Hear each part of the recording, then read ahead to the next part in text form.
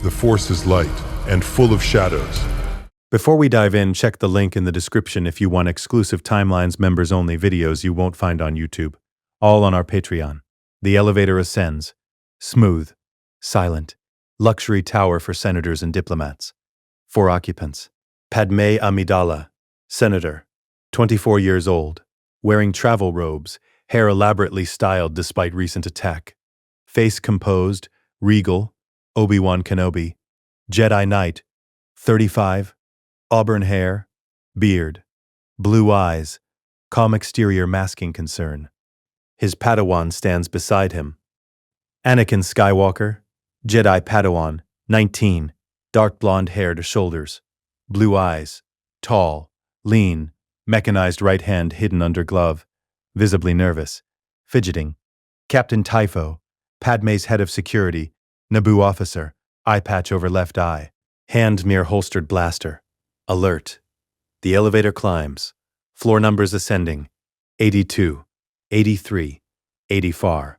Obi-Wan glances at Anakin, notes the tension, the fidgeting, the adolescent anxiety radiating from his Padawan. You seem a little on edge, Obi-Wan says. Gentle, observational. Anakin opens his mouth to respond. Then it hits. Memory cascade. Overwhelming. Absolute. Mustafar. Lava flows. Obi-Wan standing on high ground. You were my brother. Anakin. I loved you. The blade severing limbs. Sliding toward lava. Burning. Burning. Burning. Burning. The suit. Black armor sealing around ruined flesh. Respirator forcing air into destroyed lungs. Khahahah. The first breath is Vader. Where is Padmé? Is she safe? Is she all right? Palpatine's voice. It seems in your anger you killed her. Padmé's funeral. White flowers. Her body perfect. Peaceful. Dead. Pregnant belly visible. Twins she'd never hold. Her heart broken by his hands. By his forced choke on Mustafar. You're going down a path I can't follow. Temple corridor. Small faces looking up. Master Skywalker, there are too many of them. What are we going to do? Blue lightsaber igniting. Their screams. Order 66. Clones turning on Jedi.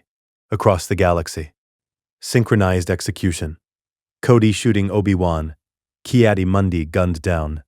Aayla Secura murdered. Thousands dead. The Empire. Death Star. Alderaan exploding.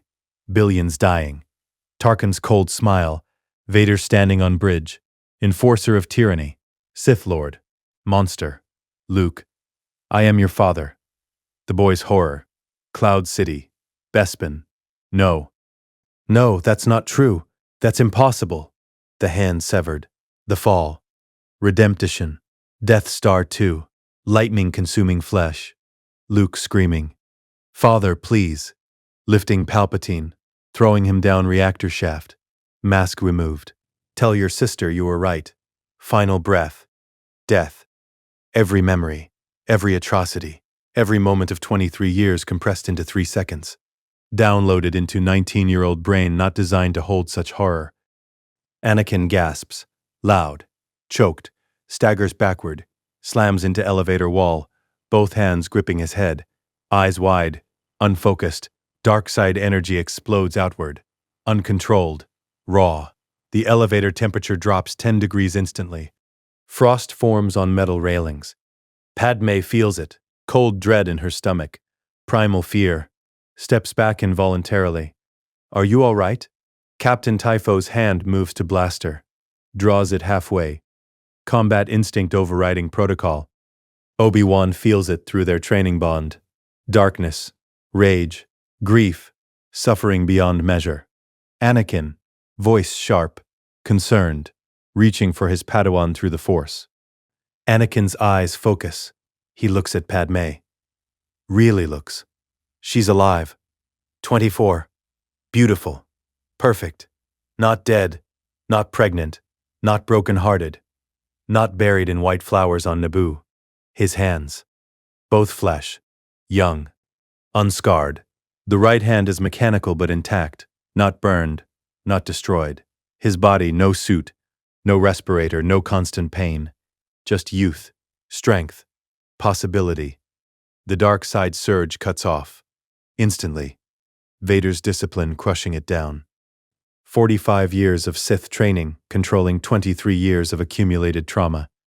Anakin straightens slowly, breathing hard but controlled, forces his expression neutral, wipes emotion from his face like closing blast doors. I'm fine. His voice is different, deeper, colder. No teenage nervousness, just steel. Just remembered something important. Obi-Wan stares. That's not his Padawan's voice. That's not how 19-year-olds speak. Anakin, what? We need to talk. Anakin meets Obi-Wan's eyes. No deflection. No humor. Just absolute seriousness. Soon. Privately. Lives depend on it. The elevator chimes. Floor 87. Doors open. Padmé's penthouse. Luxury apartment. Floor-to-ceiling windows overlooking Coruscant cityscape. Elegant furniture.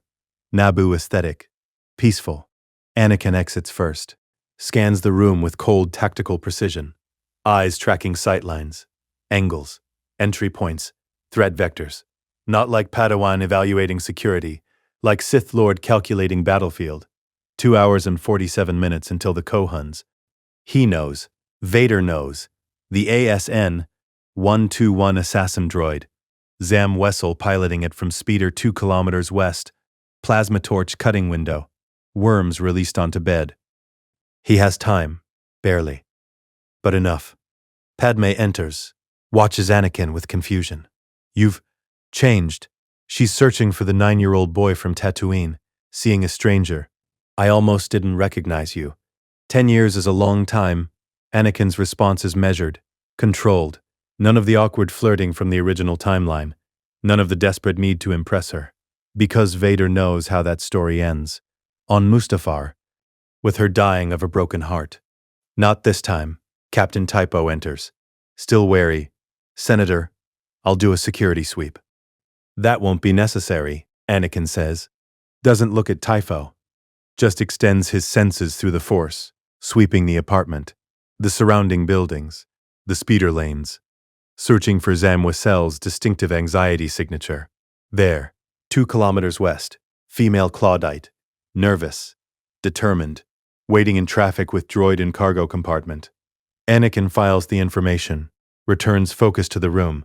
Obi-Wan is watching him. Concerned. Suspicious.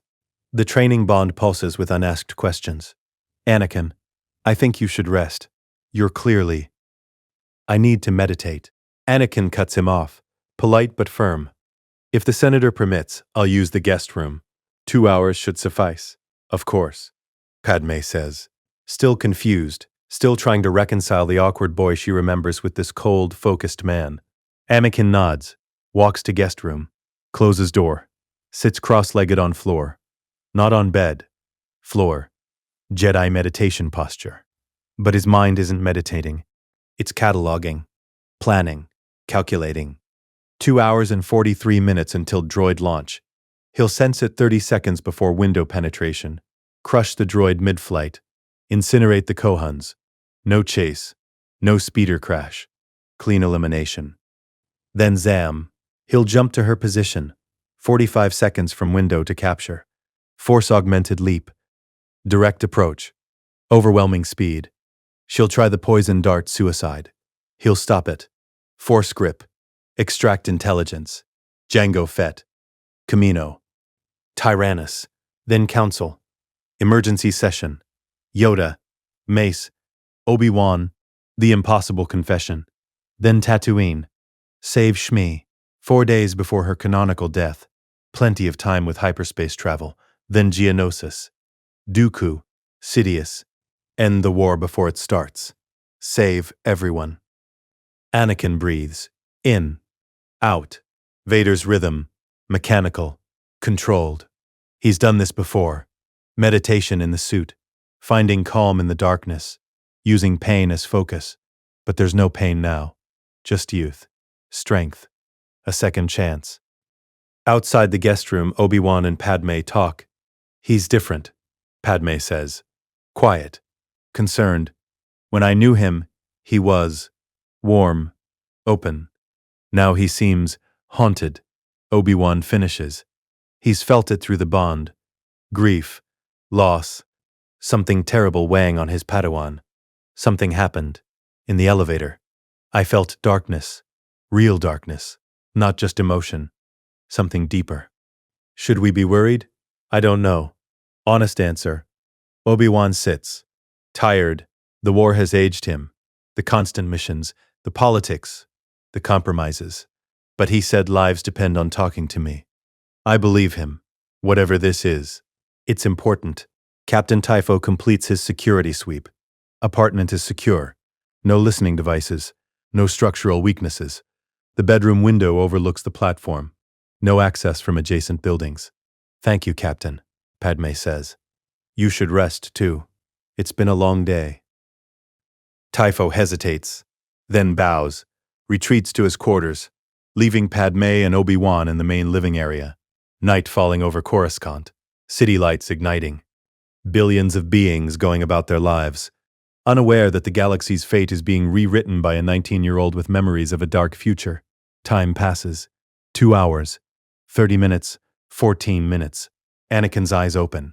He stands, walks to the window, looks west, extends force senses. Zam Wessel, activating the droid, programming coordinates, releasing it from cargo compartment.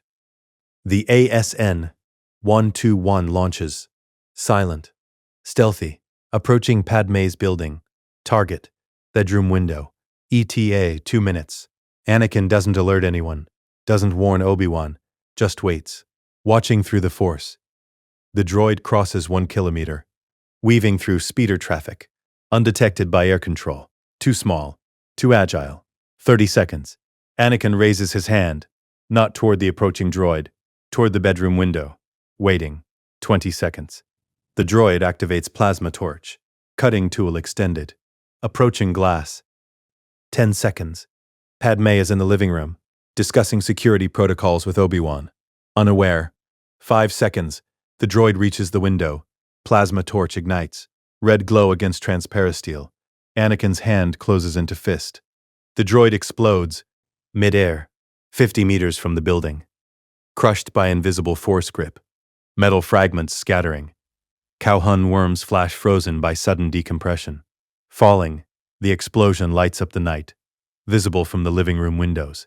Padmé gasps. Stands. What was? Anakin is already moving.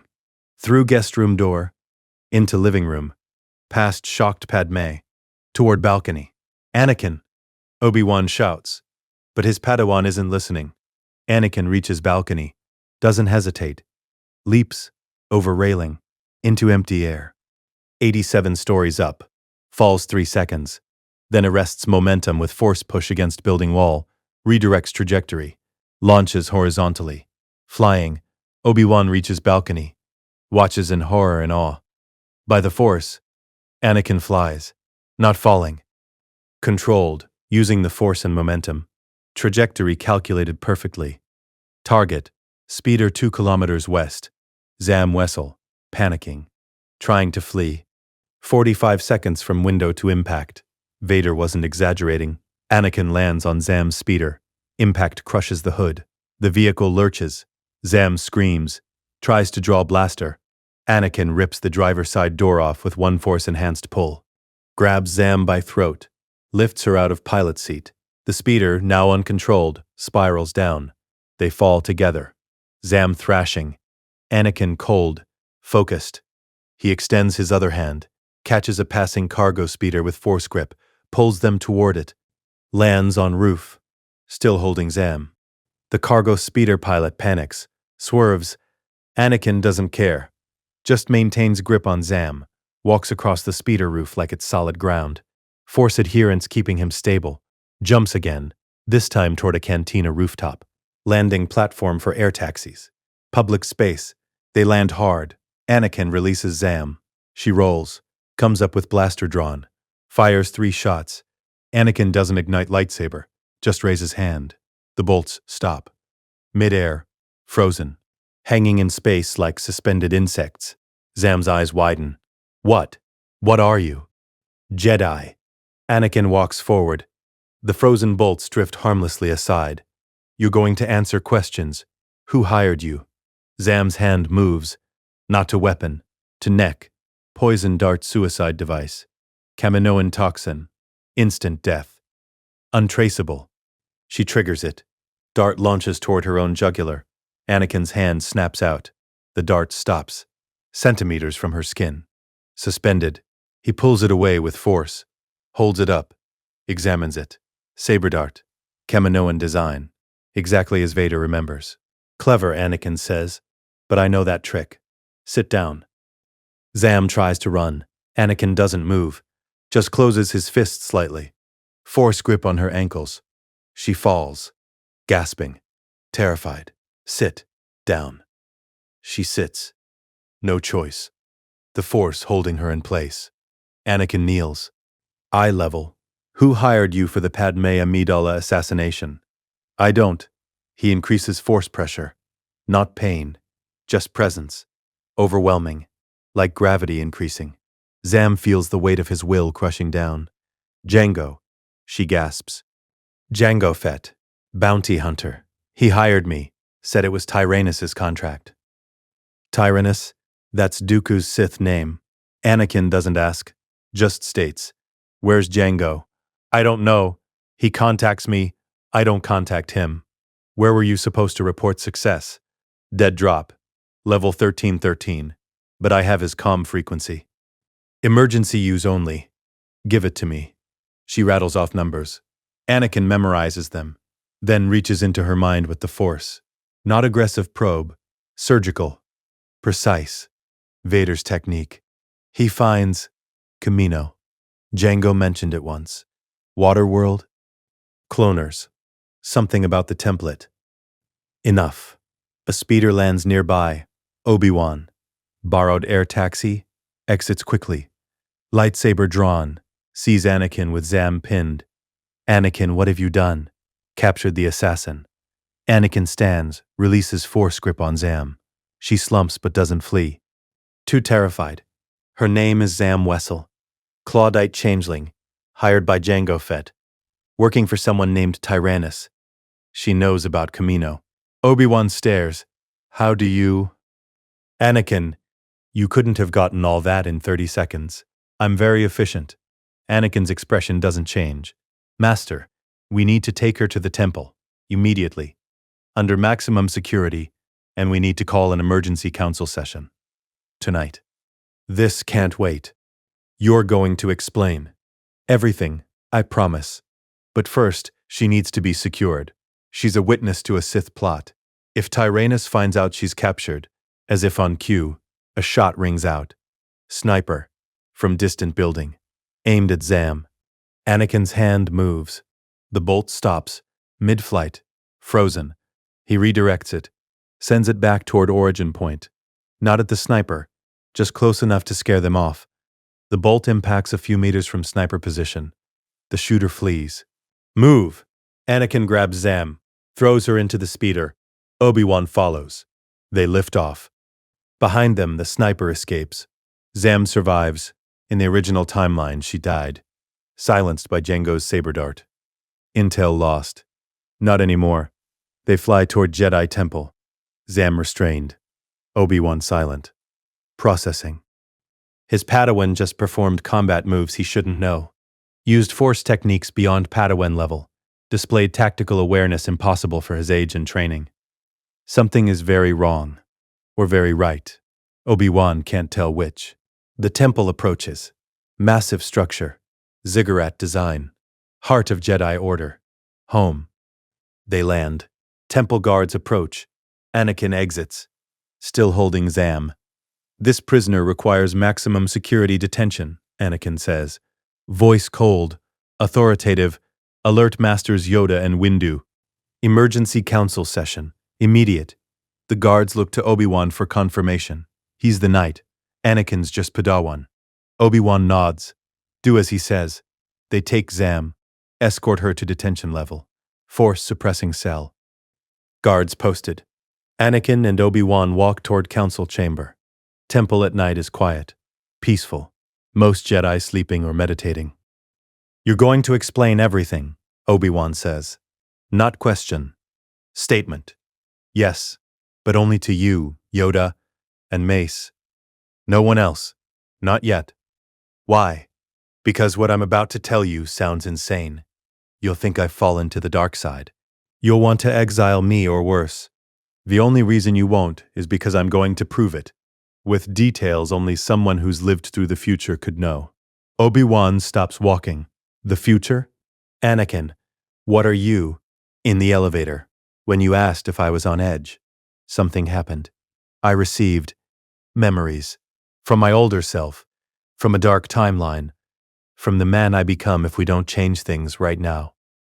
That's impossible. So is jumping 2 kilometers through the air and landing on a moving speeder. So is stopping blaster bolts mid-flight. So is surviving what I'm about to survive. Anakin turns, looks at his master. Obi-Wan, I need you to trust me. One more time. After tonight, you can believe or not. But please, just listen. Obi-Wan sees it. The desperation under the cold exterior, the fear, the grief. This isn't dark side corruption. This is trauma.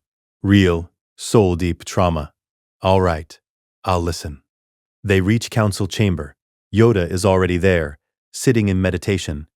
Mace Windu arrives moments later, summoned by temple guards. Urgent. This meeting is? Yoda's eyes open. Scan Anakin. Changed, young Skywalker has. Feel it. I do. Changed how? Mace asks. Suspicious. Always suspicious of Anakin. That's what we're here to discuss. Obi-Wan gestures to Anakin. My Padawan claims to have memories. From the future. From a dark timeline. Mace's hand goes to lightsaber. Dark side visions are. Not visions. Anakin interrupts. Bold. Disrespectful by Padawan standards. But necessary. Memories. Complete. Detailed. 23 years of lived experience downloaded into my mind. I know how this sounds. I know what you're thinking. So I'm going to prove it. He looks at Yoda. You die on Dagobah, Swamp Planet. Exile after Order 66. You train Luke Skywalker, my son, in the Force. Your last words to him are, pass on what you have learned. There is another Skywalker. You're referring to Leia, his twin sister, my daughter. Yoda's ears twitch. Know this. How could you? Because Luke told me, when he removed my helmet on the second Death Star, right before I died, after throwing Emperor Palpatine down the reactor shaft to save my son from Force lightning. Silence. Absolute. Mace breaks it. You expect us to believe Obi-Wan.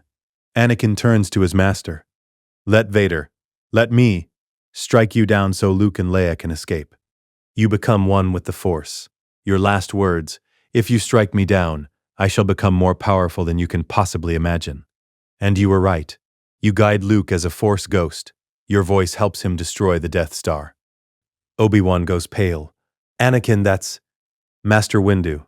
Anakin faces Mace. Palpatine kills you, throws you out the Chancellor's office window with Force lightning, after you defeat him in a duel, after you call him out as Darth Sidious. I intervene. I cut off your hand. I choose Palpatine over you. It's the moment I fall, the moment I become Darth Vader hilt. Palpatine, the Chancellor, is Darth Sidious, has been for 30 years. He orchestrated the Trade Federation invasion of Naboo. He created the Separatist crisis. He's going to create the Clone Wars. He commissioned a secret clone army on Kamino with inhibitor chips designed to make them kill Jedi when he gives Order 66. And he's been grooming me since I was 9 years old to become his apprentice, to replace Darth Maul, and eventually Count Dooku. The council chamber feels colder, darker. Yoda stands, approaches Anakin, looks up at him with ancient eyes. Sense your certainty, I do. Believe this you do. But truth, harder to confirm. I can give you details, battles, dates, names, the entire Clone Wars from start to finish. Geonosis, Christophas, Ryloth, Umbara, Mandalore, every campaign, every decision. I lived through them. Then I led the 501st Legion into the Jedi Temple and killed every Jedi I found, including the younglings. His voice cracks, just slightly, Vader's control slipping. I murdered children, Because Palpatine convinced me it was the only way to save Padmé from dying in childbirth. He showed me visions, manipulated my fear of loss, and I believed him. I betrayed everything, everyone. I killed Mace. I helped Palpatine execute Order 66. I choked Padmé on Mustafar because I thought she betrayed me. And she died, giving birth to Luke and Leia, died of a broken heart. Because of me. Tears on his face now. Anakin doesn't wipe them. Just stands there. 19 years old, confessing sins he hasn't committed yet. For 23 years I served the Empire as Darth Vader, Enforcer, Sith Lord, Monster. I hunted surviving Jedi. I tortured rebels. I destroyed worlds. I killed anyone who opposed Palpatine. Until my son refused to kill me. Refused to fall to the dark side even when the Emperor was torturing him. And I finally chose right. I killed Palpatine, saved Luke, and died. He looks at each of them. Yoda, Mace, Obi-Wan. That's the future I remember. The dark timeline. The one where I fail everyone. But it doesn't have to happen. We have 72 hours. Maybe less. Shmi Skywalker, my mother, is being tortured by Tusken raiders on Tatooine right now. She dies in 4 days if I don't save her. Her death triggers my first massacre, my first embrace of darkness. And Palpatine uses that, feeds it, shapes me into his weapon. So I'm asking, begging, let me save her. Let Obi-Wan go to Kamino and confirm the clone army. Let Mace coordinate with Senate allies we can trust. And when I return from Tatooine, we go to Geonosis together. We capture Dooku. We get proof of Sidious. And we end this before it starts. Silence. The Council Masters look at each other. Mace speaks first. This is the most elaborate story I've ever heard. Or the most important warning we've ever received. Test me, Anakin says. Ask me anything about the future. I'll answer. Yoda taps his gimmer stick. The Clone Wars you mention. Who fights? What begins them? The Battle of Geonosis. Dooku has gathered separatist leaders. Newt Gunray, Wat Tambor, San Hill, Puggle the Lesser. They're building a droid army in Geonosis foundries. In the original timeline, Obi-Wan investigates Kamino, tracks Jango Fett to Geonosis, gets captured. Padmé and I follow. We get captured. We're sentenced to execution in the arena. The Jedi send a rescue team. Master Windu leads it. But we're outnumbered. Then the clones arrive. Yoda brings them from Kamino. We win the battle, but the war begins. And if this we prevent? Yoda asks. No war. No emergency powers for Palpatine. No Order 66. No Empire. The Separatists without Dooku and Sidious coordinating them. They'll fracture. Negotiate. The Republic survives. Obi-Wan finally speaks. You mentioned Shmi, your mother. That's not just strategic. That's personal. It's both. In the original timeline, I arrived too late. She dies in my arms. I slaughter the entire Tusken village. Men, women, children. I tell Padmé about it. She's horrified but doesn't report me. It's my first step into darkness. If I save Shmi instead, if I don't commit that atrocity, the path changes. You care about saving your mother, Mace observes. That's attachment, forbidden by the code. The code is wrong. Anakin's voice is flat, final, about that. Attachment isn't the path to the dark side. Fear of loss is. Possessive attachment is. But love? Love is what saves people. Love is what brings me back in the end. Luke's love for his father. My love for my son. That's what defeats the Emperor. Not Jedi dogma. Love. Difficult truths these are. Challenge our teachings, they do. I'm not trying to destroy the Jedi Order, Anakin says. I'm trying to save it. In my timeline you fail. You become generals in a war you were never meant to fight. You compromise your principles. You make political deals. And when Palpatine springs his trap, you're scattered across the galaxy, isolated, vulnerable. And you die. Almost all of you. He looks at Obi-Wan. Master, you go into exile on Tatooine. Watch over Luke from a distance. Live in a cave. Cut yourself off from the Force. For 19 years. Obi-Wan's face is stricken. That's your future, if we fail. Anakin takes a breath. But we don't have to fail. We have the advantage. I know Palpatine's plan. I know where Dooku is. I know about the clones. I know about Order 66. I can prevent all of it. But I need your trust. And I need to save my mother first. Because if I don't, if I let her die when I could save her, I don't know if I can resist the darkness. A conversation in glances. Master to master. Finally, Yoda nods. Believe you, difficult it is. But wrong about you being, worse it would be. Go to Tatooine, you will. Save your mother. Return, you must. Then Geonosis, together we face. Thank you. Anakin bows. Deep. Respectful. I won't let you down. Already let us down, you have not, Yoda says. Came to us, you did. Warned us. Trusted us. Dark future you remember. Light future we will create. Mace stands. I'll coordinate with Senator Organa. Quietly. If Palpatine is Sidious, we need political allies before moving against him. The Chancellor can't be arrested without Senate support. Obi-Wan. Anakin turns to his master.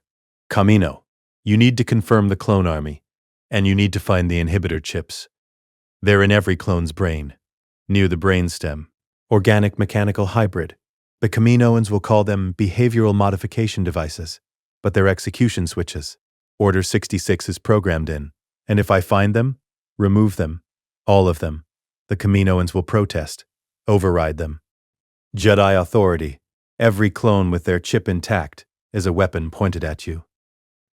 Obi-Wan nods. I'll leave at dawn. We don't have until dawn. Anakin checks internal chronometer. Vader's habit. We have 68 hours until the Geonosis summit. Every second counts. Then I leave now. Obi-Wan grips Anakin's shoulder. Be careful on Tatooine. And Anakin, thank you. For trusting us. For warning us. Whatever happens, you've already changed the future.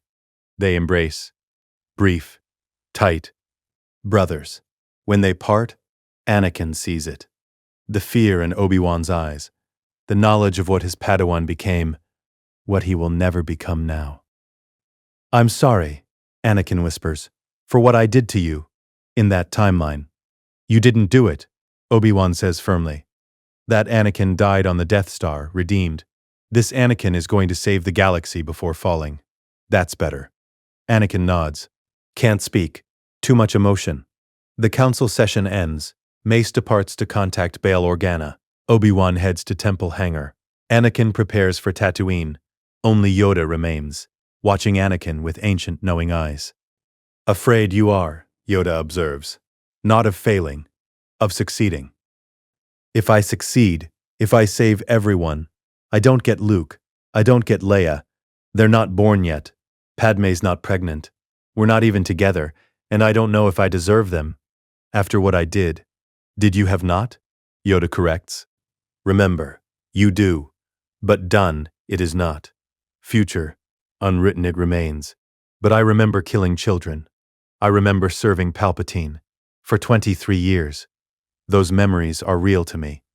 How do I live with that? The same way warriors live with war. The same way Jedi live with failure. Accept, forgive, learn, grow. Yoda approaches. Places small hand on Anakin's leg. Punish yourself for future crimes, do not. Change the future. Do instead. That is your task. Your burden. Your gift. Gift? Second chance, how many receive? Time travel impossible the Force makes. Yet traveled you have. In memory. In knowledge. Use it well, young Skywalker. Save them all. Anakin kneels. I level with Yoda. I will. I promise. Good. Yoda's ears lift. Almost a smile. Now go. Your mother waits. And destiny? Destiny we will rewrite together. Tatooine. Outer Rim. Desert world. Twin suns burning overhead. Anakin's starfighter descends through atmosphere. Small. Fast. Jedi interceptor. No hyperdrive ring, he disconnected it in orbit. Landing solo. The landscape below. Endless sand. Rock formations. Moisture farms scattered like islands in an ocean of desert. And there, the Lars homestead. Dome-shaped structures. Half buried against the heat, he lands. Cockpit opens. The heat hits him immediately. Dry. Oppressive. The smell of sand and moisture vaporators. Tatooine, he hates this place. Vader hated it. Anakin hated it. Every memory here is slavery and suffering. Except one. Shmi. He walks toward the homestead. R2-D2 follows, rolling behind, beeping concerned questions. I'm fine, R2. Anakin's voice is tight. Just coming home. Sort of. The homestead entrance. He knocks. Waits. The door opens. A man. Late 50s. Weathered face. Mechanical legs. Crude prosthetics. Clegg Lars. Shmi's husband. Anakin's stepfather. A man he's never met but Vader knew of. Klieg stares. Can I help you? My name is Anakin Skywalker. I'm looking for Shmi. Shmi Skywalker. She's my mother. Klieg's face transforms. Shock. Recognition. Grief. Shmi's boy. The one she told me about? The Jedi. Yes. Anakin's heart clenches. He knows what's coming. Or what would have come in the original timeline. Is she here? Klieg's face crumbles. She's gone. The Tuscans took her. About a month ago. She was out picking mushrooms near the West Ridge. We found her basket. Tracks I went after her with 30 men. Only 4 of us came back. Anakin keeps his voice steady. Vader's control. When exactly? How long ago? 29 days. I've sent search parties every week, but the Tuscans keep moving. We can't find their camp. 29 days, in the original timeline. Anakin arrived on day 30, just in time to watch her die. But this is day 29. He has time, barely, but enough. She's still alive, Anakin says. Not question. Statement. He can feel her through the Force. Distant, faint, but present. Her life signature weak but persistent. Klieg's eyes widen. You can feel her? Through the Force? Yes, and I'm going to bring her home. Anakin turns to leave. Wait. A younger man emerges from the homestead, early 20s. Strong, familiar features. Owen Lars. Anakin's stepbrother. You can't go alone. The Tuscans are vicious. They'll kill you. No, they won't. Anakin's tone leaves no room for argument. Stay here. I'll have her back by morning. Let me come with you. She's my stepmother. I can help. No. Anakin meets Owen's eyes. The younger man sees something there that makes him step back. Something cold, ancient, dangerous. This is something I have to do alone. For her sake, and mine. He walks toward his starfighter, retrieves supplies, water, medical kit, cloak, then extends his senses through the Force. Searching, feeling. The desert is vast, but Shmi's presence is like a beacon. Pain, fear, love. The signature is uniquely hers. There, 53 kilometers northeast. Tuscan camp, he can sense multiple life forms. 47, including Shmi. Anakin turns northeast, starts walking. Wait! Klieg shouts, you need a speeder. Water. The Suns will kill you before the Tuscans do. Anakin doesn't respond. Just walks. Into the desert, into the heat. Force-enhanced endurance carrying him forward. Behind him, Klieg and Owen watch. Stunned. Confused. Is he insane? Owen asks. No, Klieg says quietly. He's something else. Something I've never seen. He remembers Shmi's stories. About her son. About his midi-chlorian count. About Qui-Gon Jinn saying he was conceived by the Force itself. The chosen one. Walking into the desert to save his mother. 4 hours later, nightfall. Anakin crests a dune ridge. Below, Tuscan camp. 23 tents arranged in defensive circle. Bantha corrals on the perimeter. Fires burning. Raiders moving between structures. He extends his senses. Counting. 47 Tuscans. 26 warriors. 12 females. 9 children. And there, eastern tent. 2 guards outside. Inside, Shmi. Bound to a wooden rack. Barely conscious. Dehydrated. Beaten. Broken ribs. Infected wounds. But alive. Anakin feels rage building. The dark side responding to his anger. Images flash. Vader igniting lightsaber. Slaughtering the camp. Men, women, children. All dying. The sand, soaked with blood. No. He forces it down. Vader's discipline, Vader's control, but not Vader's choice. This time, different. He walks down the dune, toward the camp, visible, alone, unarmed. His lightsaber is clipped to belt but not drawn. A Tusken sentry sees him. Raises Gadarifi stick. Harsh call in Tusken language. Alert. Intruder. Warriors pour from tents. Surrounding Anakin. Weapons raised. Guttural shouts. Threatening postures. Anakin stops. 20 meters from nearest tent. Stands calmly. Hands at sides. The Tuskens close in. Forming circle. 40 warriors. All armed. All ready to kill. Anakin raises both hands. Not surrender. Preparation. He draws on the Force. Not dark side. Just raw power. Channeling it through his body. Through the desert around him. Then releases it.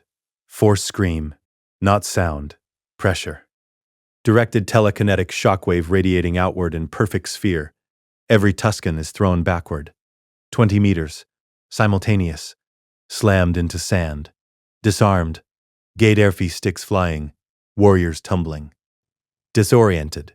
Children and females inside tents are untouched. Vader's precision. Anakin's control. Only combatants affected. The Tuskens scramble to their feet. Confused. Terrified. Staring at the human who just threw 40 warriors with a gesture. Anakin walks forward. Through the parted camp. Directly toward the eastern tent. The crowd parts. Nobody attacks. Too shocked. Too afraid. A Tusken chief tries. Brave or foolish. Charges with war club raised. Anakin doesn't look. Just extends one finger. Force hold. The chief freezes. Mid-swing. Suspended. Held by invisible hand. Anakin walks past him. Still frozen. Demonstration of power. Reaches the eastern tent. The two guards raise weapons. Anakin gestures. Both fly backward. Gentle. Not harmed. Just removed. He enters the tent. Shmi is there. Bound to the rack. Head hanging. Breathing shallow. 46 years old but looking 70. The torture has aged her. Broken her. But her eyes open. Focus on him. Recognition struggles through pain. Ani? Her voice is cracked. Dry. Disbelieving. My Ani.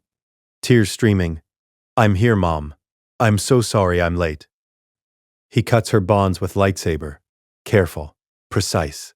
Blue blade severing ropes without touching skin. Catches her as she falls. So light. Too light. Malnutrition and dehydration. I knew, she whispers. I knew you'd come. Felt it. In my heart. I'm taking you home. Anakin wraps her in his cloak. Lifts her.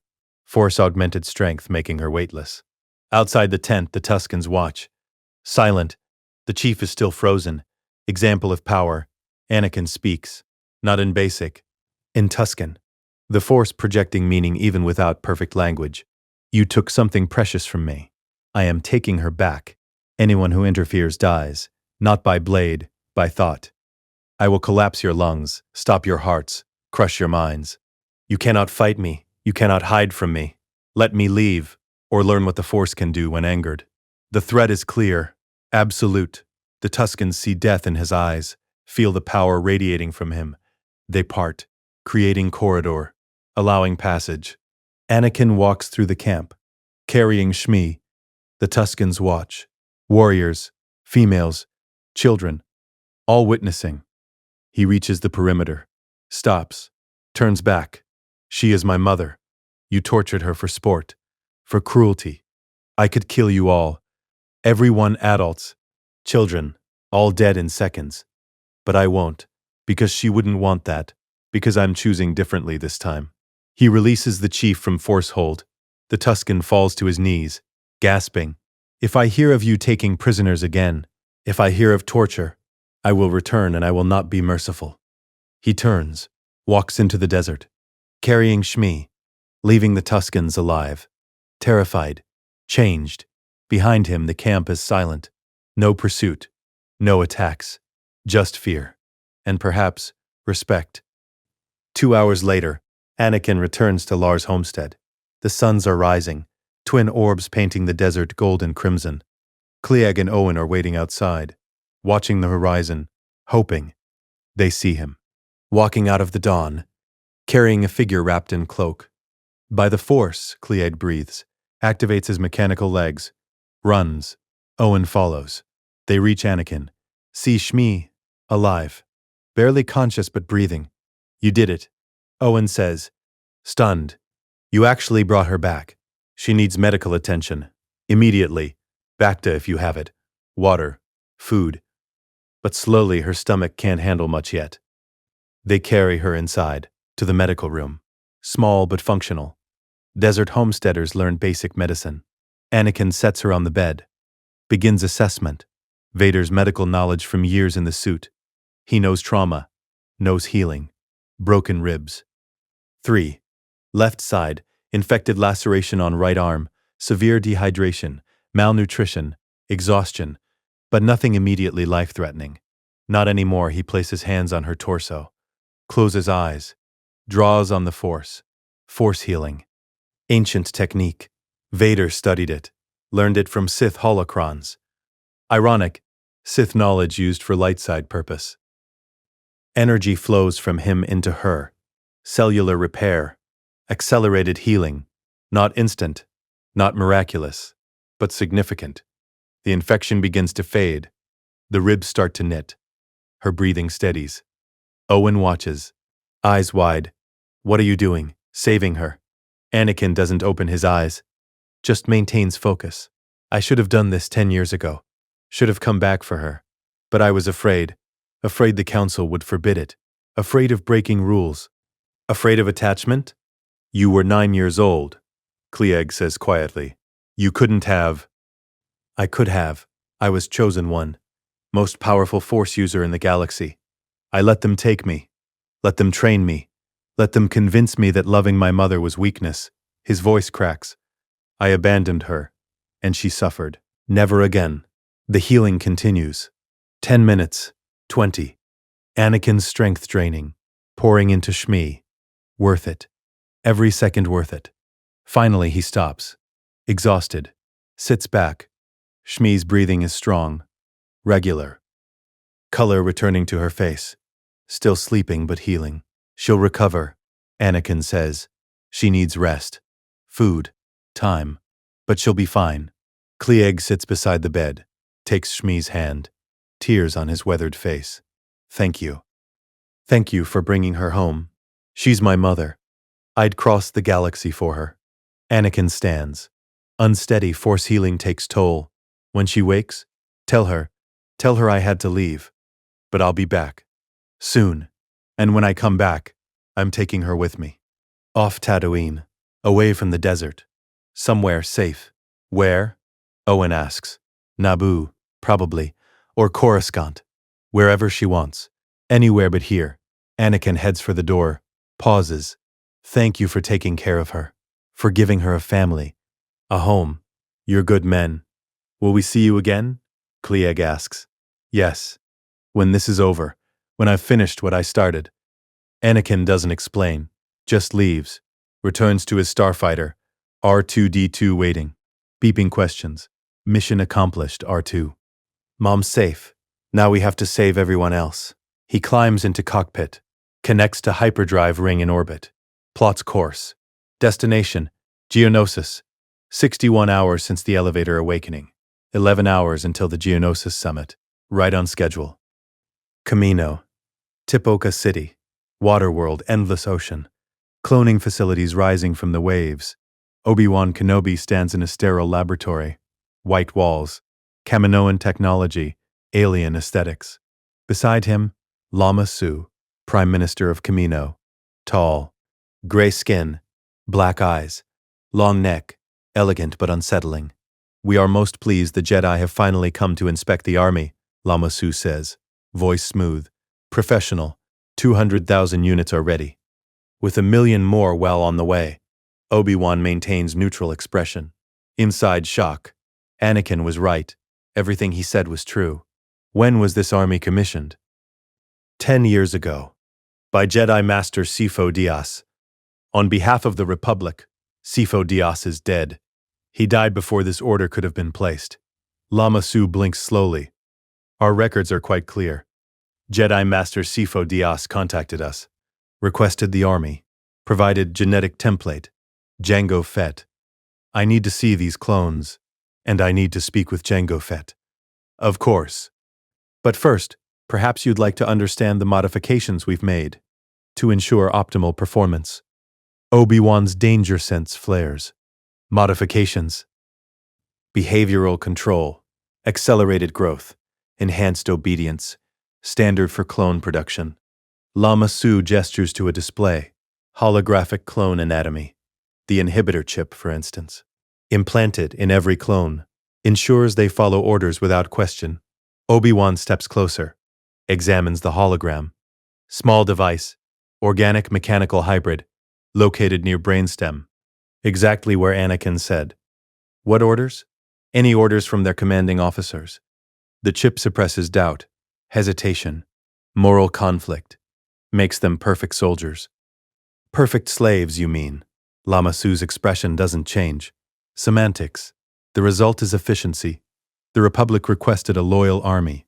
We provided the means. Obi-Wan's hand moves to his lightsaber, not drawing. Just ready. I need to see the chip's programming. All of it. That information is proprietary. This army was commissioned under false pretenses, using a dead Jedi's name. I have authority to investigate, by order of the Jedi Council. Obi-Wan's voice hardens. Show me the programming, now. Lama Su hesitates, then gestures to Kaminoan technician. Display Protocol 66. The hologram shifts, code appearing, layers of programming, behavioral directives, and there buried deep, Order 66. Obi-Wan reads it. Horror growing. Execute all Jedi, immediately, without question. Override all previous directives. A contingency, Lama Su explains calmly. In case the Jedi ever betray the Republic. Simple prudence. Obi-Wan's voice is ice. You've created 200,000 weapons aimed at the Jedi Order. We've created soldiers. The orders they follow are determined by their superiors. Who commissioned this specific order? Who programmed it? The client requested it. Part of the original contract. Which means someone else used his name. Someone who wants the Jedi dead. Obi-Wan activates his comlink. This is Obi-Wan Kenobi. Emergency transmission to Jedi Temple. Masters Yoda and Windu. Priority 1. The connection establishes. Yoda's hologram appears. Mace Windu beside him. Master Kenobi, Yoda says. Found the army, you have? Found it. Confirmed it. And confirmed Anakin's warning. Every clone has an inhibitor chip. Order 66 is real. It's programmed. Waiting. 200,000 clones ready to kill Jedi on command. Mace's expression darkens. Then we shut this down. Immediately. Agreed. I'm issuing Jedi Council executive order. All inhibitor chips are to be removed. Every clone. Starting now. Lama Su steps forward.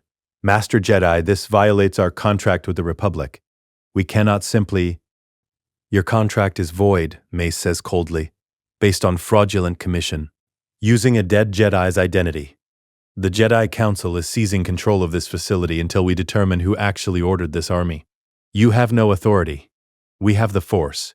Obi-Wan's lightsaber ignites. Blue blade humming. And right now, that's all the authority I need. Begin removing chips. All of them. Or I shut down your facility permanently. Lama Su exchanges glances with other Kaminoans. Calculating. Weighing options. Very well, we will comply. Under protest. Protest noted. Obi-Wan deactivates his blade. How long to remove all chips? With full medical staff working continuously. 18 hours? Perhaps 20? You have 12. After that, I'm taking the clones regardless of chip status. We'll remove them ourselves. The Kaminoans begin working, mobilizing medical facilities, sedating clones in batches, surgical teams operating around the clock. Obi-Wan watches, monitoring, ensuring compliance. His comlink activates again. Different frequency. Jango Fett's quarters.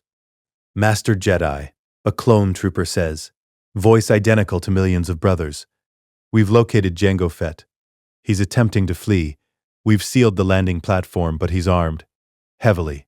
I'm on my way. Obi-Wan runs. Through sterile corridors. Toward the platform. Arrives to find Jango Fett in full Mandalorian armor. Boba Fett, his son, unaltered clone, beside him. Slave I prepped for launch, surrounded by Kaminoan security and clone troopers. Jango sees Obi-Wan, raises blaster. Stay back, Jedi. I don't want trouble. Then you shouldn't have hired Zam Wesell to assassinate a senator. Obi-Wan draws his lightsaber. Jango Fett, you're under arrest for conspiracy, attempted murder, and collaboration with a Sith Lord. Sith Lord? I work for Tyrannus. Political contract. Nothing more. Tyrannus is Count Dooku. Dooku is Darth Tyrannus. Sith apprentice to Darth Sidious. Obi-Wan advances. You're part of a plot to destroy the Jedi Order, the Republic. Everything. Jango hesitates. Processes. Then, I'm just a simple man making his way through the galaxy. With a son who's an unaltered clone of yourself, growing up in a facility that produced an army using your DNA, commissioned by a dead Jedi, to kill living Jedi. Obi-Wan's blade is ready. Nothing about this is simple. Rapid. Professional. Obi-Wan deflects. Sora Su form. Perfect defense. Bolts redirected harmlessly. Advancing steadily. Jango launches wrist rocket. Obi-Wan dodges. Sprints left. Closing distance. Jango activates jetpack. Lifts off. Trying to escape. But he's not alone. Through the Force, Obi-Wan senses. Reinforcements arriving. Jedi Strike Team. Mace Windu. Kit Fisto. Plo Koon. Arriving in Kamino orbit. Mace's voice over comlink. Obi-Wan, we have Slave Eye and Tractor Beam. He's not going anywhere. Jango realizes it, sees Jedi starfighters surrounding him. Tractor Beam locking his ship. He lands. Slowly. Defeated. Boba runs to him. Hugs his father's leg. It's okay, son, Jango says quietly. Removes helmet. Human face. Scarred. Hard. We'll figure this out. Clone troopers, Jedi loyal, chips already removed. Approach. Place stun cuffs on Jango. Lead him away. Obi-Wan watches, then turns to Mace. How did you arrive so quickly? Yoda sensed urgency. We left Coruscant the moment you confirmed the chips. Brought a team. Mace surveys the facility. This place is wrong, creating life to be weapons. Slavery on industrial scale. Agreed, but right now, these clones are victims. Not enemies. We get the chips out. We free them. Then we decide what to do with an army nobody asked for. The operation continues. Hour after hour, clone after clone, sedated, operated on. Chip removed, awakened. Each clone who wakes reports the same thing. Clarity. Like static in the background of their thoughts, just stopped. They didn't know it was there until it was gone. 200,000 free minds, liberated from programmed genocide. By hour 10, Obi-Wan receives transmission. Anakin. From hyperspace. Master. Status? Chips are being removed. Jango is captured. Kamino is secured. How's your mother? Alive. Safe. Healing. Anakin's relief is audible. I'm en route to Geonosis. ETA. 4 hours. Are you coming? We're coming. Full strike team. Mace, Kit, Plo, 20 Jedi Knights. We're not walking into a trap this time. Good, because I'm not losing anyone else. Not you. Not Padmé. Not any Jedi. This ends on Geonosis. Anakin, are you ready for this? Facing Dooku? Facing Sidious's plan? I've been ready for 23 years. See you there. The transmission ends. Obi-Wan looks at Mace. He's changed. Fundamentally. This isn't the Padawan I've trained. No. Mace agrees. It's the man he becomes. Compressed into the boy he is. Whether that's better or worse, we'll find out on Geonosis. Geonosis. Outer Rim. Desert planet. Red rock. Hive structures. Droid foundries. Count Dooku stands in Archduke Poggle the Lesser's conference chamber. Elegant. Tall. White hair. Beard. Curved lightsaber at his side. Former Jedi Master. Current Sith apprentice. Around him, Separatist Council. Newt Gunray. Wat Tambor. Sam Hill, Poggle the Lesser corporate representatives. War profiteers. Dooku's pawns. The droid army is nearly complete. Poggle reports. Clicking insectoid voice. 3 million battle droids. Activated and ready. We can launch attacks on 12 Republic worlds simultaneously. Excellent. Dooku's voice is cultured, refined. And the Jedi? Scattered across the galaxy, fighting small conflicts. Spread thin, they won't see the coordinated assault coming. And Senator Amidala, Newt Gunray speaks. Nervous. Jango Fett assures us she will be eliminated. His operative Zam Wessel. Dooku's comlink activates. Interrupting. Encrypted channel, he answers. Yes. Jango's voice. Strained. Defeated. It's over. Zam was captured. The Jedi know everything. They've taken Kamino. Removed the inhibitor chips. I'm in custody. The plan is compromised. Silence. Heavy. Dooku's expression doesn't change. But his hand tightens on his lightsaber. Understood. Thank you for the update. He terminates the call. Looks at the Separatist Council. Gentlemen, we have a problem. What kind of problem? Wat Tambor's mechanical voice. The Jedi know about the clone army. They've discovered the chips. Our contingency is lost. Newt Gunray stands. Panicked. This is unacceptable. Lord Sidious promised. Lord Sidious is adapting. As am I. Dooku activates his personal comm. Begin the assault. All droid armies. Every world. Simultaneously. Overwhelming force. Before the Jedi can organize. But the clones are no longer relevant. We proceed with droids alone. 3 million against a scattered Jedi order. We still have the advantage. Orders transmitted. Across Geonosis. Droid armies activating. Loading into transport ships. Preparing for launch. Dooku feels it then. Through the Force. A disturbance. Not distant. Close. Very close. Jedi. Multiple. Powerful. Approaching Geonosis. He reaches out. Sensing. Counting. 23 Force signatures. Including 2 very familiar ones. Obi-Wan Kenobi. Expected. Predictable. And Anakin Skywalker. The Padawan. The boy. Except, something is different. The signature is wrong. Too powerful. Too focused. Too dark. No. Not dark. Just different. Changed. We have visitors. Dooku announces. Jedi. Incoming. Poggle. Activate all security droids. Full defensive protocols. How many Jedi? Enough. Dooku ignites his crimson lightsaber. Gentlemen, I suggest you evacuate. This battle is mine. The Separatist leaders flee, scrambling for ships. Cowards running. Dooku stands alone in the chamber. Waiting. Lightsaber ready. Makashi form. Precision. Finesse. Perfect for dueling. He's killed Jedi before. Many. This will be no different. Or so he believes.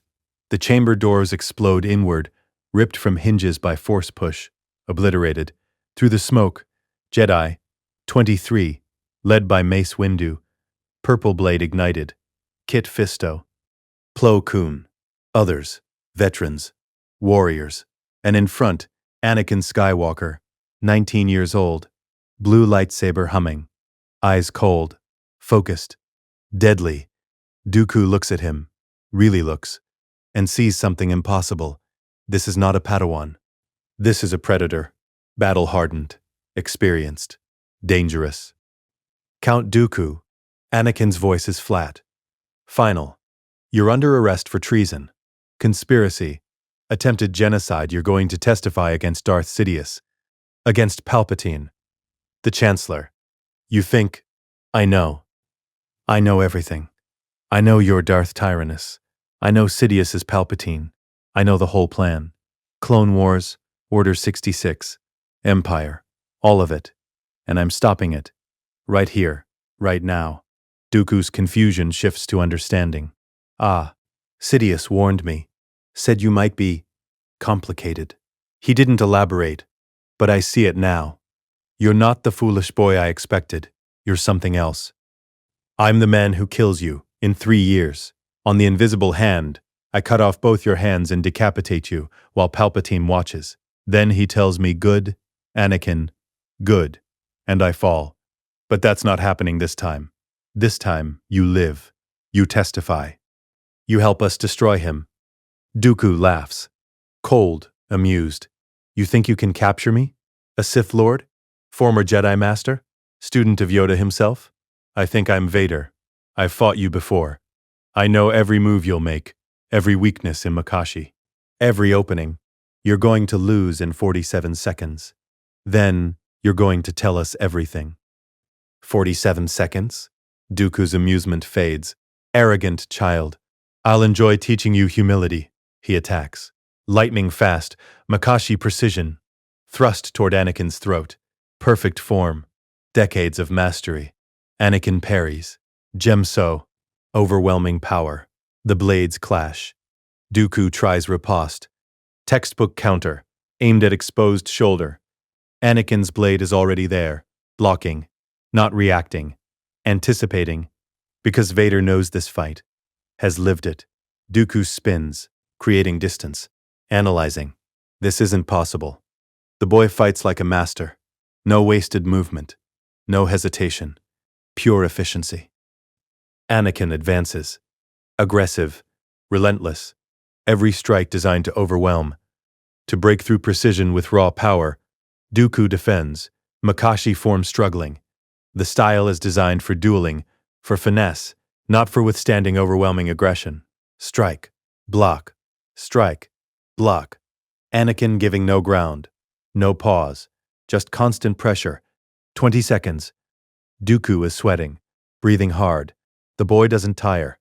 Doesn't slow. 30 seconds. Dooku tries force lightning. Desperation move. Blue electricity arcing. Anakin absorbs it. Through his mechanical hand. Grounding it. Technique Vader learned, redirecting energy harmlessly. Dooku's eyes widen. Impossible. Anakin's boot catches Dooku's knee. Sweep. Off balance. Dooku stumbles. 40 seconds. Anakin's blade strikes Dooku's wrist. Not cutting. Just pressure. Force-enhanced strength. Bone cracks. Dooku gasps. Drops lightsaber. The red blade deactivates. Falls. Anakin's blade moves to Dooku's throat. Pressing. Not cutting. Just present. 47 seconds. Exactly. Dooku stares. Defeated. Disbelieving. Who are you? I'm the chosen one, and I just saved your life. You should thank me. Anakin doesn't remove the blade. Just looks at Mace. Take him. Force-suppressing cuffs. Maximum security. Restrain Dooku. The Count doesn't resist. Just stares at Anakin. You've done this before. Dooku says, this exact fight. You knew every move. How? 47 seconds. Anakin says, like I told you. The Separatist leaders fled. Should we pursue? No. Let them go. We have what we came for. Anakin looks at Kit Fisto. Dooku's datapad. In his cloak. It has communications with Sidious. Proof. Kit retrieves it. Examines. Nods. Encrypted transmissions. Coruscant origin. Senate district. Matches the Chancellor's office location. Good. That plus Django. Plus Zam. Plus Dooku's testimony. 4 witnesses to Palpatine being Sidious. The Senate can't ignore that. Mace studies Anakin. You planned all of this, didn't you? Every step. From the moment you woke up in that elevator. I had 23 years to think about what went wrong. What I should have done differently. This is me doing it right. And now? Now we go home. We arrest Palpatine. We end the Sith. We save the galaxy. Anakin looks at Obi-Wan. Master, I need to ask you something. When we face Sidious, when he uses Force lightning on me, let me handle it. Don't interfere. I have to do this. Anakin, please, trust me. One last time. Obi-Wan nods. Always, my friend. Always. The Jedi depart Geonosis. Dooku in custody. Evidence secured. Mission complete. Behind them, the droid armies remain. Inactive. Leaderless. The Separatist councils scattered. No war. No coordinated assault. Just peace. Fragile, but possible. The galaxy holds its breath. Coruscant. Senate building. 48 hours after the elevator awakening, the Senate chamber is chaos. Senators shouting, demanding answers, Republic news networks broadcasting live. Billions watching. Bail Organa stands at the central podium. Tall, dignified, senator from Alderaan, voice of reason in the storm. Senators, he raises his hands. Order, please. The chamber gradually quiets. All eyes on Bail. We have received disturbing evidence from the Jedi Order. Count Dooku has been captured on Geonosis. He possesses communications with a Sith Lord, Darth Sidious. These communications originate from Coruscant, from the Senate District, from an office matching the location of the Supreme Chancellor. Explosion of voices, denials, accusations. Shock. This is outrageous. Senator Orn Free Ta, Chancellor Palpatine has served faithfully for over a decade. Has he? Bail's voice cuts through. Or has he served himself? Consider the Trade Federation invasion of Naboo, which led to his election, the Separatist crisis, which extended his term, the secret clone army, commissioned in his name but without Senate knowledge, the assassination attempts against Senator Amidala, who opposes military action. Every crisis benefits Palpatine. Every emergency grants him more power. Mon Mothma joins him at the podium.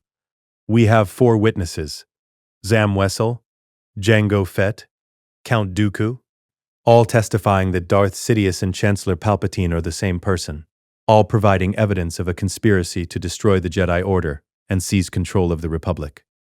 Where is the Chancellor? Someone shouts. Let him defend himself. He's been summoned, Bail says. He should be arriving any.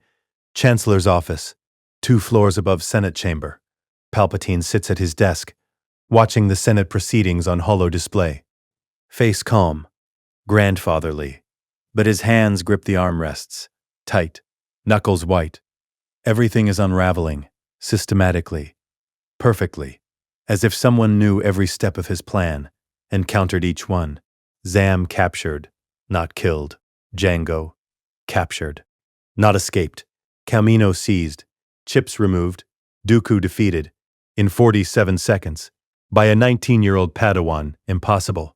Unless, Palpatine's eyes narrow. Anakin Skywalker, the boy who was supposed to be his masterpiece, his apprentice, his weapon. Something happened to him. In that elevator, some change, some awakening. Palpatine reaches out through the Force, searching for Anakin's signature, feeling for the darkness that should be growing. The fear, the anger, the potential. He finds nothing. Blocked. Shielded, as if Anakin knows how to hide from a Sith Lord's senses. Palpatine's calm activates. Chancellor, the Senate is requesting your immediate presence. He doesn't respond. Just sits, calculating, options narrowing. He could flee, escape Coruscant, rebuild from hiding. The Sith have done it before. Survived for millennia through patience and secrecy. But that means abandoning everything. 30 years of work. The Republic. The Senate. The power he's so close to claiming. No. He won't run. He'll fight. He always has. Palpatine stands, smooths his robes, replaces the mask of kindly Chancellor, walks to the door. His comlink activates again. Different frequency. Encrypted. Kamino. Chancellor. Lama Su's voice. Flat. Professional. The Jedi have seized our facility. All inhibitor chips have been removed. Order 66 is inoperative. Palpatine's mask cracks. Just for a second. Fury flashing across his face. What? They knew, Chancellor. About the chips. About the programming. They knew exactly what to look for. How? How could they know? I cannot answer that. But the clones are no longer under your control. They are free. The connection ends. Palpatine stands alone in his office. The dark side swirls around him. Windows crack under force pressure. Furniture groans. His grand plan, decades in the making, destroyed in 48 hours. By Anakin Skywalker, a boy he was supposed to corrupt, to control, to use. Very well, if he cannot have the apprentice. If he cannot have the Empire, he'll have revenge. He'll kill them all. Every Jedi in the temple, every senator who opposes him, every being who dared to defy a Sith Lord. Starting with Anakin, Palpatine's lightsaber calls to him, hidden in his desk. Crimson blade, Sith weapon, unused for years while playing politician. Not anymore. He retrieves it, clips it to his belt under his robes, then walks toward the Senate chamber, each step measured, controlled, the mask still in place, but underneath, Darth Sidious, ancient, malevolent, preparing for war. Senate chamber. Minutes later, Palpatine enters through the Chancellor's entrance. All eyes turn to him. The chamber falls silent. He walks to the podium. Slowly, grandfatherly smile in place. My fellow senators, I understand there are concerns about my conduct, about allegations of conspiracy. I welcome this opportunity to address them. Bail stands. Chancellor Palpatine, you are accused of being the Sith Lord Darth Sidious, of orchestrating the separatist crisis, of commissioning a clone army with built-in kill orders against the Jedi, of attempting to assassinate Senator Amidala. How do you answer these charges? Palpatine's smile doesn't waver. They are preposterous. The ravings of captured criminals seeking leniency. Count Dooku, a fallen Jedi turned separatist, would say anything to save himself, as would bounty hunters caught in their crimes. And the communications? Mon Mothma presses. The encrypted transmissions from your office to Dooku, signed Sidious. Fabricated, or intercepted transmissions, meant to frame me. I have enemies, Senator Mothma, political rivals who would use this crisis to seize power. Then you'll submit to Jedi investigation, Bail says. Allow them to examine your office, your communications, your records. If you're innocent, transparency will prove it. I do not submit to investigations based on the word of traitors and criminals. The Senate chamber doors open. Jedi enter. 23, led by Mace Windu, Anakin Skywalker beside him, Obi-Wan Kenobi, Kit Fisto, others, lightsabers not drawn but ready. Chancellor Palpatine. Mace's voice echoes through the chamber. By order of the Jedi Council and with Senate support, you are under arrest. You will surrender peacefully and submit to investigation. Palpatine looks at them. At Mace, at Obi-Wan, at Anakin, the boy who destroyed everything. Standing there, blue eyes cold, knowing. Palpatine's smile finally fades. So, this is how liberty dies. With Jedi staging a coup. Not a coup, Anakin says, voice cutting through the chamber, amplified by the space. Justice. You're a Sith Lord. You've manipulated the Republic for decades. You tried to destroy the Jedi. You failed. Now you face the consequences. And who are you to judge me, young Skywalker? A child playing at being wise. I'm the man who knows your future, the man who lived through your empire, the man who killed you on the second Death Star. And I'm the man who's stopping you before you begin. Palpatine stares. Understanding clicks. Impossible. Time cannot. The Force can do anything, including giving me memories of the dark timeline, the one where I fall, where I become Vader, where I serve you for 23 years. But that future is dead now, and so are you. Palpatine's mask shatters completely. The grandfatherly facade melts. What remains is ancient. Terrible, Sith. His voice changes. Deep, sibilant. Darth Sidious, you think you've won. You think you can defeat me. I am the CNET. I am the Republic. I am power incarnate. His hand moves. Lightsaber flies to his grip. Crimson blade ignites. Force lightning explodes from his other hand. Massive. Overwhelming. Targeting Mace. Targeting Anakin. Targeting all the Jedi simultaneously. Senators scream, flee. Platforms scatter. Chaos erupts. Mace's purple blade catches the lightning. Vapad form. Redirecting the dark side back at its source. Anakin steps forward. No lightsaber, just his hands extended. Obi-Wan. Master Windu. Stand back. Anakin. What are you? Obi-Wan starts. Trust me. Please. The Jedi hesitate. Then step back, creating space around Anakin. Sidious sees. Grins. Foolish boy. You face me alone? I faced you before. On the Death Star. You tried to kill my son with lightning. I stopped you. Threw you down the reactor shaft. It killed us both. But I learned something. Your lightning can be absorbed, redirected, survived. Lies. Sidious pours maximum force lightning into Anakin. Blue-white electricity arcing. Massive. Enough to kill a dozen Jedi. Anakin raises both hands. Mechanical right hand, both extended. The lightning strikes, flows into him. Through him, his body becomes conduit, energy crackling. Pain searing every nerve. But Vader knew pain. Vader lived in pain. 23 years in the suit. Constant agony. This lightning, familiar. Manageable. Anakin doesn't scream. Doesn't fall. Just absorbs. The technique Vader learned studying Sith holocrons, using the body as battery, channeling energy, storing it. Sidious's eyes widen. Impossible. You should be dead. I've been dead. Anakin's voice is strained but steady. I got better. He redirects the stored energy. Not at Sidious. Into the ground. Controlled release. The Senate chamber floor cracks. Energy dissipating safely. Sidious cuts off the lightning, breathing hard, shocked. What are you? I'm the chosen one, the one who brings balance to the Force. Not by becoming Sith, by destroying them.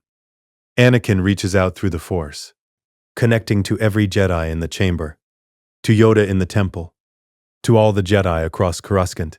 Help me, lend me your strength. The Jedi feel his call, feel his certainty, his power. They reach back, opening themselves to him, trusting. Light side energy flows. From Yoda, from Mace, from Obi-Wan, from Kit Fisto, from every Jedi, converging on Anakin, through him, making him focal point. Not dark side, not corruption, pure force, light and balance. Channeled through the chosen one, Anakin becomes brilliant, light emanating from him, force energy visible, overwhelming. Sidious backs away, for the first time in decades. Fear. No, this cannot be. I am eternal. The Sith are eternal. Nothing is eternal. Anakin advances, each step purposeful. Not even you. The dark side promises power, but the light side saves people. And that's what I'm choosing. Always. Forever. Sidious attacks. Lightsaber strikes. Desperate. Furious. Form 7. Juyo. Chaotic aggression. Anakin doesn't draw his lightsaber. Just uses the Force. Blocking strikes with barriers. Redirecting blade with telekinesis. Overwhelming power versus desperate skill. Sidious tries Force scream. Sonic attack. Shattering windows. Cracking walls. Anakin absorbs it. Channels it. Sends it back. Amplified by every Jedi supporting him. Sidious staggers. Blood from ears. Nose. The backlash devastating. You were supposed to be mine. Sidious gasps. The chosen one. My apprentice. My weapon. I spent 13 years grooming you. You spent 13 years wasting your time. Because I was never yours. I was always meant to destroy you. I just had to learn it the hard way first. But now I know. And I'm ending this. Anakin's hand extends. Force grip. Sidious lifted. Suspended. Struggling. For Padmé. For my mother. For the younglings. For every Jedi you were going to kill. For Luke and Leia who will never know Vader. For the galaxy you were going to enslave. This ends. Now. All the light. All the power of every Jedi connected to him. Pours it into Sidious. Not to kill. To purge. To burn away the darkness to destroy the Sith inside the man. Sidious screams. The dark side within him being ripped out. Torn away. 23 years of Sith power. 50 years before that. Centuries of dark side knowledge. All being systematically destroyed. His body convulses. Ages the dark side was preserving him. Keeping him alive beyond natural years. Without it, he collapses. Released from Force grip. Falls to Senate chamber floor. Aged. Withered. Dying. Anakin approaches. Looks down at him. You told me the dark side could save people from dying. You lied. The only thing the dark side does is kill. But the light? He kneels, places hand on Sidious's chest. The light forgives. He doesn't heal Sidious, doesn't save him, just eases the pain, makes the dying less agonizing. Mercy, not for Sidious's sake, for his own. Sidious looks up, eyes fading. You were supposed to join me. I did, in another timeline. I was Vader for 23 years, but that Anakin died on the Death Star. Redeemed. This Anakin never fell. And you'll never corrupt anyone again. Sidious's final breath. Then stillness. Body going limp. Dead. The dark side presence that dominated Coruscant for 30 years suddenly vanishes, like light extinguishing. The oppressive weight lifts. Across the galaxy, Force sensitives feel it. Jedi, even untrained beings, the darkness receding, balance shifting. The prophecy fulfilled, not through suffering, through prevention. Anakin stands, exhausted, the Jedi energy dissipating, returning to its sources.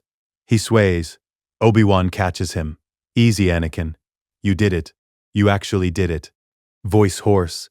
All of us. Together. Mace Windu approaches, looks at Sidious's body, then at Anakin. The Sith are destroyed. Darth Sidious, Darth Tyrannus, both defeated, for the first time in 1,000 years. The Sith are extinct. Again, Anakin says. Extinct again. They'll come back eventually. They always do. But not in our lifetime, not in my children's lifetime. We have time. Time to rebuild. To do better. The Senate chamber is silent. Senators emerging from hiding, staring at the scene, at the dead Chancellor, at the Jedi standing victorious. Bail Organa approaches. What happens now? Now? Mace looks at the Senate. You elect a new Chancellor. Through proper democratic process. Without manipulation. Without Sith influence. The Jedi will not interfere. This is your republic. We just protected it. And the Jedi. Mon Mothma asks. What happens to the Order? We change, Mace says, looking at Anakin. We've learned, the hard way, that our old ways were failing. Emotional suppression, political entanglement, attachment prohibition. All of it led us toward darkness. We need reform. And Skywalker here is going to help us figure out how. Anakin nods. Starting with this. I'm marrying Padmé Amidala. Publicly. With the Order's blessing.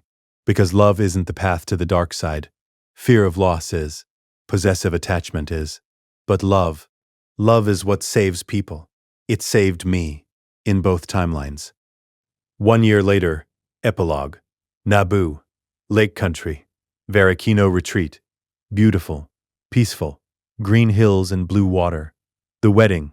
Anakin Skywalker and Padmé Amidala. No longer secret. Public. Celebrated. Hundreds of guests. Jedi Council members. Senators. Clone troopers who chose names and identities. Friends. Family. Shmi Skywalker walks Anakin down the aisle.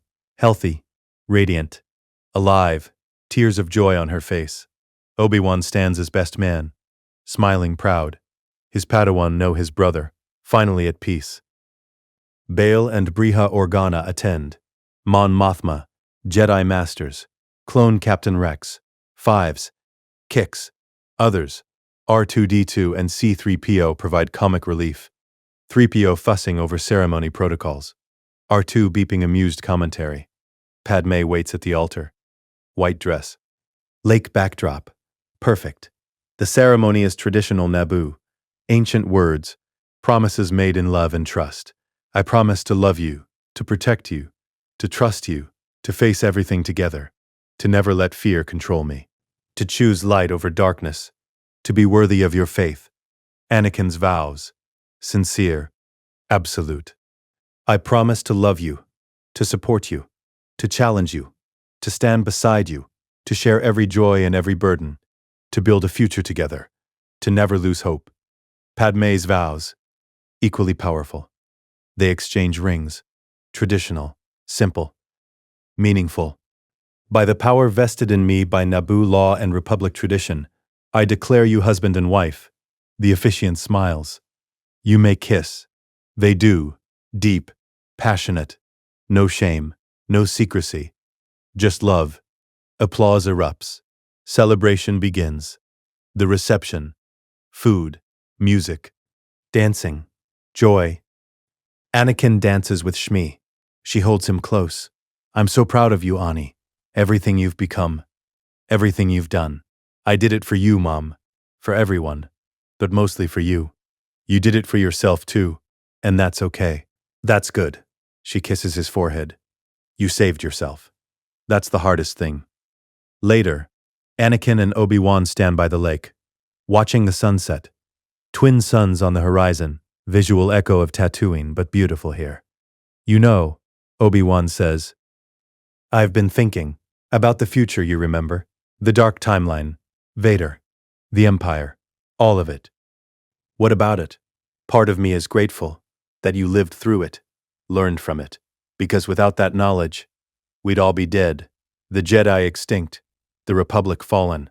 Everything Sidious planned would have succeeded. I know. Sometimes I wonder if the Force planned it, gave me those memories specifically, turned my fall into the galaxy's salvation. Weird redemption arc. Not weird. Perfect. Obi-Wan grips his shoulder. You were broken in that timeline, but that brokenness forged you into the man who saved us all. The darkness you survived taught you how to defeat darkness. Poetic. Yoda would approve. He does. He told me so. Obi-Wan smiles. Also told me you're the best argument for allowing Jedi to have families he's seen in 800 years. Exact quote. Anakin laughs. The order really is changing. Attachment no longer forbidden. Families allowed. Emotions acknowledged. It's almost like we're becoming balanced. That is the point of the Chosen One, bringing balance. Obi-Wan looks at the sunset. The Jedi were too rigid, too dogmatic. We nearly destroyed ourselves through our own rules. You showed us a better way. I had a good teacher, 2 of them actually. You taught me discipline. Vader taught me consequences. Between you, I learned balance. Strange to thank your dark side alter ego for lessons. Strange galaxy. Anakin's comlink chirps. Padmé. Calling him back to the reception. Duty calls. Go. Dance with your wife. Enjoy your wedding. Tomorrow we start reforming the Jedi. Tonight, you're just Anakin Skywalker, husband, son, friend. That's enough. Anakin returns to the party. To Padmé, they dance, surrounded by love, by joy, by peace. Across the galaxy, change ripples. The Separatists, without Dooku and Sidious coordinating them, fracture. Many systems rejoin the Republic peacefully. Grievances addressed through negotiation. Democracy working as intended. The clone army is repurposed. Republic Defense Force. Clones given citizenship, rights, freedom to choose. Many serve, many don't. All valued. Rex leads clone integration efforts. Fives advocates in Senate. Kix provides medical support. Clones building lives beyond war. Jango Fett and Count Dooku remain imprisoned, but alive, providing intelligence on remaining Separatist holdouts, on Sith artifacts, on dark side locations, useful despite their crimes. The Jedi Order reforms slowly, carefully. Younglings can visit families. Jedi can have relationships. Emotions are acknowledged as part of being human. The code evolves, not abandoning principles, just recognizing that attachment managed wisely is strength. That love without possession is light. That balance requires both discipline and connection. Months pass. Padmé announces pregnancy. Twins. Luke and Leia growing in her womb. Anakin holds her, feels their Force signatures. Strong, bright, powerful. What will we tell them? Padmé asks. When they're old enough? About Vader? About the dark timeline? The truth. That their father made mistakes in another life. That he learned. That he chose differently. That love saved him before he needed redemption. Anakin places hand on her belly. And we'll teach them balance, light and dark, emotion and control, love and wisdom. Everything the Jedi forgot and had to relearn. You're going to be an amazing father. I'm going to try. I've seen the alternative. Luke growing up without me. Leia never knowing me. Both hunted by the Empire. By Vader. By me. That future is dead now. This one is better. Luke and Leia are born. Healthy. Perfect. brought into a galaxy at peace, raised by both parents, knowing their grandmother Shmi, their uncle Owen, their honorary uncles Obi-Wan and Rex, growing up with stories of how their father saved the galaxy, how their mother stood by him, how the Jedi changed, how the Republic survived. Children of prophecy, born into light instead of darkness. The galaxy is not perfect. Problems remain. Injustice, conflict, struggle. But the existential darkness is gone. The Sith defeated, democracy preserved, hope alive. Anakin Skywalker stands in Jedi Temple meditation chamber, 10 years after the elevator awakening, looking out at Coruscant sunset. He's 30 now. Jedi Knight, husband, father, teacher, happy. No suit, no respirator, no constant pain. Just life. Full, rich, meaningful. He feels Force ghosts sometimes, echoes from the dark timeline. Vader's voice, faint, distant. You did what I could never do. You saved them. Anakin responds silently. Through the Force. I saved us. All of us. You. Me. Everyone. The second chance you died earning, I used it well. The echo fades, satisfied, at peace. Anakin turns from the window, returns to the temple, to his students, to teaching younglings about balance, about love, about choice. To his family, Padmé, Luke, Leia, Shmi, all waiting at home. To his friends, Obi-Wan, Rex, Ashoka, who returned to the Order after seeing the reforms, all building a better galaxy together. The Chosen One fulfilled his destiny, not through suffering, not through fall and redemption, through wisdom earned the hardest way possible, by remembering what he did wrong, and choosing to do right. The dark timeline became a teacher, the mistakes became lessons. The fall became prevention, and Anakin Skywalker, father, husband, Jedi Knight, finally found the peace that Darth Vader died seeking, the prophecy fulfilled, balance achieved, not through destruction, through love, through choice, the Force in balance, the galaxy at peace, the future bright, and Anakin Skywalker the Chosen One, free at last from the dark destiny that never was. Let us know what you'd like to see next. The end.